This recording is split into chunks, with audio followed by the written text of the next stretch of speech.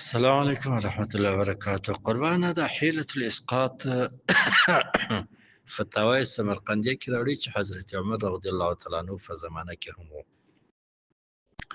او کما د روژو د فیدیو علیه الصلاة والسلام برک خپل هغه زنانه ته وویل چې ستا پر مور که د بنده حق وای تا ادا کوې هغې ولول د الله حق نه ولې نه ادا کوې. نو د روژې په باره کې حدیث شریف دی، حدیثونه وارد دي او د لمانځه و د نور حقوق الله یا حقوق العباد. نو دا بیا امام احمد رحمه الله ثابت کړی دی.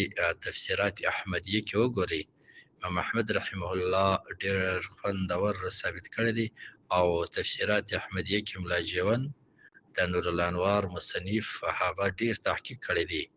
او خو امام احمد رحمه الله کې کفایت وکاو فبیها و نعمت، او کې کفایت نه وکاو د صدقې او د خیرات څخه نه وځي، ناول کفایت کوي که د الله رضا وه.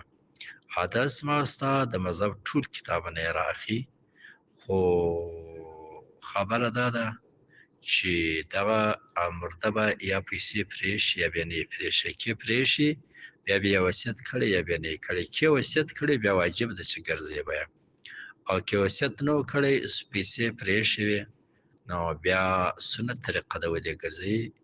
ابن نجیب رحمه الله وایي او که نه پیسې پرېښي نه یې وصیت کړی او نو بیا دې دا ولې تبرع وکوي او نیکي دې وکوي، دا حیله اسقاط دې پسې وګرځئ. او که هغه هم نه وي قرض دې لا ورته وکوي. او همداسې فتاوای قاسمیه کې راوړي، همداسې فتاوای واحدي کې راوړي، همداسې فتاوای شهابیه کې راوړي. نو ډېرې فتاوی راوړي قربانه.